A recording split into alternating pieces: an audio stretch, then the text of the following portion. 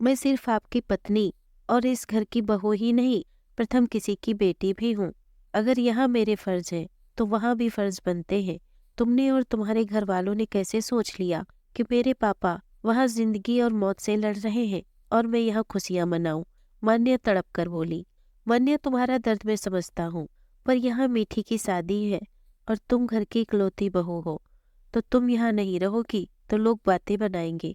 प्रथम बोला, बनाने दो बातें, मुझे परवाह नहीं। अगर आपको उनसे जवाब देते न बने तो कह देना भाग गई मान्या घर से। तब तो लोग मुझे ही भला बुरा कहेंगे ना। कोई बात नहीं, मुझे मंजूर है ये भी, अपने माँ बाप के लिए। मान्या रोते हुए तनिक गुस्से में बोली, दिमाग खराब हो गया है तुम्हारा? क्या बकवास कर रही हो? वैसे भी तुम्हारे पीहर का रास्ता चंद मिनटों का तो नहीं। परसों मीठी की शादी है, कैसे होगा सब? वहाँ डॉक्टर अपना काम कर रहे हैं, तुम माँ से वीडियो कॉल पर बात कर लो। शादी निपटते ही मैं खुद तुम्हें लेकर जाऊंगा, समझी? तब तक झूठा ही सही एक बहू और भाभी का फर्ज निभाओ, ये मेरी विनती है तुमसे। प्रथम हाथ जोड़ते हुए बोला और बाहर निकल गया। क्यों एक बेटी इतनी मजबूर हो जाती है ईश्वर? क्यों वो अपने माँ बाप की बीमारी तक में नहीं जा सकती? मान्या प्रथम के जाने के बाद खुद से बोली। मान्या प्रथम की पत्नी और घर की इकलौती बहू है, जिसकी शादी अभी 1 साल पहले ही हुई है। मान्या अपने माँ बाप की अकेली संतान है। मान्या की ननद मीठी की परसों शादी है और आज ही मान्या को पता लगा उसके पापा को अटैक आया है और वो अस्पताल में भर्ती है। मान्या का ससुराल दिल्ली में है और मायका जयपुर में, तो उसे आने जाने में ही काफी वक्त लग जाता, जबकि यहाँ शादी की रस्में शुरू हो चुकी थी। ऐसे में घर की बहू ना हो तो लोग बातें बनाएंगे, ऐसा प्रथम का मानना था। बहू, पंडित जी आ गए, लगन का सामान निकाल दो। तभी मान्या की सास रीता जी की आवाज आई। आती हूँ मम्मी जी, मान्या ने कहा और मुंह धो हल्का तैयार हो आ गई। कैसी विडंबना की घड़ी होती है एक बेटी के लिए। दोनों घरों की चिंता रहती उसे, पर ससुराल में हर दायित्व निभा सकती है, लेकिन बात मायके की हो तो कितना मजबूत हो जाती है बेटी।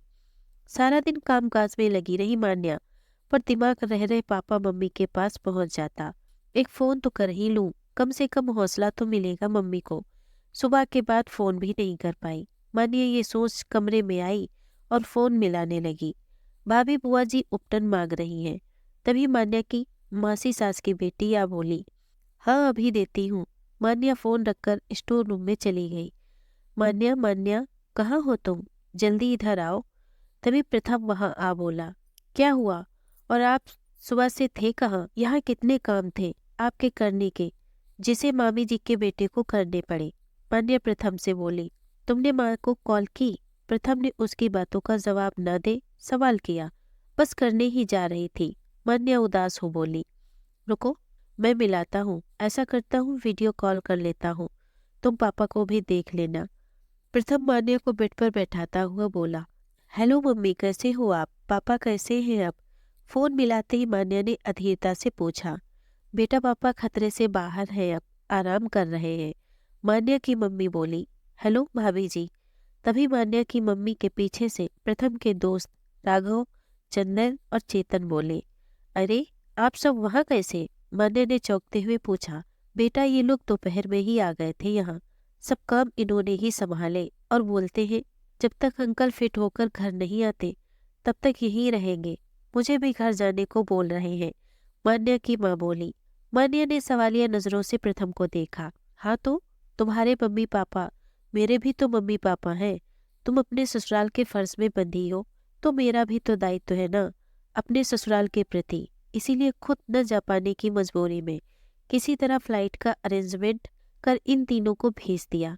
जैसे ही मीठी की शादी खत्म होती है हम भी वहां पहुंच जाएंगे। मैंने टिकट करवा ली है, तब तक ये लोग सब संभाल लेंगे, तुम चिंता मत करो।